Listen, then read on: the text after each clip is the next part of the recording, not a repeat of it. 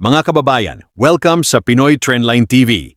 Usap-usapan ngayon ang naging pahayag ni Vice President Sara Duterte kung saan diretsahan niyang tinanong, bakit ayaw ako ng Makabayan Bloc? Matatandaan na madalas siyang batikusin ng mga miyembro ng Makabayan Bloc sa Kongreso, lalo na sa mga issue tulad ng confidential funds, human rights at mga pulisiya ng administrasyon.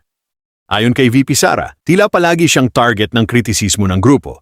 Para sa kanya, hindi malinaw kung bakit siya madalas na pinupuna kahit ginagawa lamang daw niya ang kanyang tungkulin bilang vice-presidente ng bansa. Samantala, para naman sa Makabayan Bloc, bahagi lamang ito ng kanilang check and balance bilang mga mambabatas at tungkulin nilang questionin ang mga pulisiya at pondo ng pamahalaan. Ayon sa ilang obserbasyon sa politika, may ilang dahilan kung bakit madalas na may tensyon sa pagitan ni VP Sara Duterte at ng Makabayan Bloc. Una, ang issue ng confidential funds.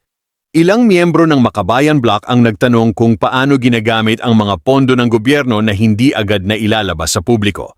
Para sa kanila, mahalaga ang transparency o malinaw na paggamit ng pondo ng bayan. Ikatlo, ang pagkakaiba ng pananaw sa politika. Ang Makabayan Bloc ay kilala sa kanilang progresibong paninindigan sa mga issue ng manggagawa, magsasaka at karapatang pantao. Samantala, si VP Sara Duterte ay bahagi ng mas malawak na political alliance ng administrasyon. Dahil dito, nagkakaroon ng mga debate at palitan ng kritisismo sa pagitan ng dalawang panig. Sa huli, ang tanong ni VP Sara na, bakit ayaw ako ng Makabayan Bloc, ay maaaring sagutin ng isang simpleng katotohanan sa politika. Magkakaiba ang pananaw ng mga leader at grupo sa kung paano dapat pamahalaan ang bansa. Ngunit sa isang demokrasya, mahalaga ang diskusyon, debate at pananagutan upang masigurong napapangalagaan ang interes ng mamamayan. At kayo mga kababayan, ano ang inyong opinyon tungkol dito? I-comment ninyo sa ibaba ang inyong saloobin, huwag kalimutang like, share at subscribe sa Pinoy Trendline TV para sa mas marami pang balita at usaping politika.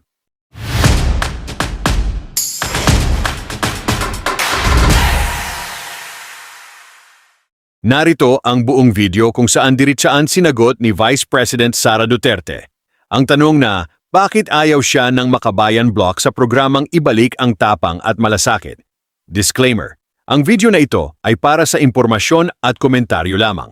Layunin nitong maipakita ang pahayag at pananaw ng mga taong sangkot sa usapin. Ito yung pinakaunang binanggit ng Makabayan Bloc, ang confidential funds. Sabi nila, kapag daw ako ay naging NTF-LCAC Vice Chair, ay makakahawak daw ako or makakakontrol daw ako ng mas marami pang confidential funds. So, as early as May 11, 2023, nakikita nyo may script na sila. Bakit ba ayaw ako ng Makabayan?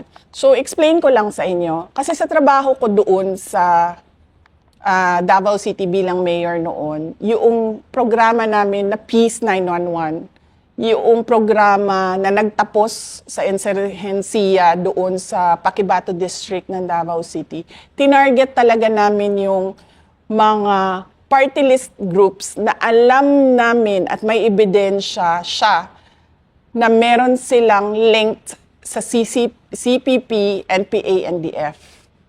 At ito yung Makabayan Bloc.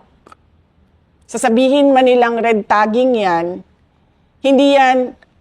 hindi totoo. May ebidensya na merong mga members, ang mga Makabayan Bloc, na galing sa kanila papunta sa NPA. Minsan nga, marami ang nagsasabi, yung mga dating rebelde, na-recruit sila galing doon sa Makabayan Bloc ng mga party list groups. So sumunod nun ay August 8, 2023. Sinabi na ni Franz Castro, sabi niya, OVP's 500 million in confidential funds should be realigned to PCG. So nung sinabi niya yon, napaisip ako, sabi ko, ang Makabayan Bloc, friendly sila sa administration. 'Di ba? Hindi naman sila Makabayan Bloc, wala sa kanila yung prinsipyo ngayon ng korupsyon ng administration eh. Hindi nila nilalabanan 'yon. So nung nakita ko na nagsalita si Franz Castro kontra sa isang cabinet secretary sa isang kaalyado ng administrasyon, naisip ko, may go signal ito na kalabanin niya yung dalawang opisina. So, merong nagsabi sa kanya na okay lang atakihin mo yung cabinet secretary namin at yung kaalyado namin. So, doon ko unang nakita, sabi ko, papakialaman nila yung budget. Sumunod noon, noong August 24, 2023, makikita ninyo sa timeline, nagsabi na sila, kailangan investigahan yung 125 million na confidential funds.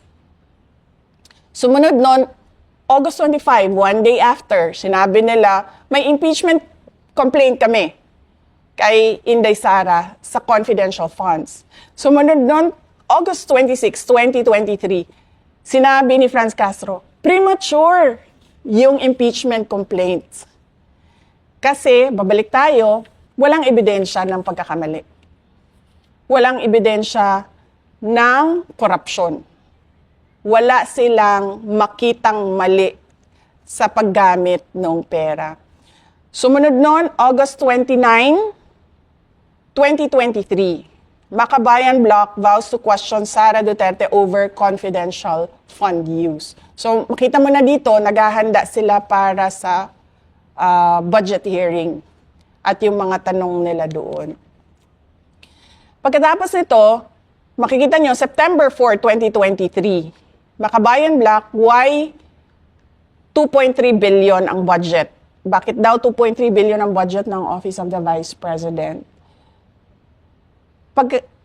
Nung nag-appear si Franz Castro sa hearing ng Commission on Audit, sumunod na araw nun, September, or a few days after, September 14, lumabas yung unang-unang Audit Observation Memorandum sa confidential funds ng Office of the Vice President. So makita mo yung timeline. Binuksan nila yung usapan ng confidential funds.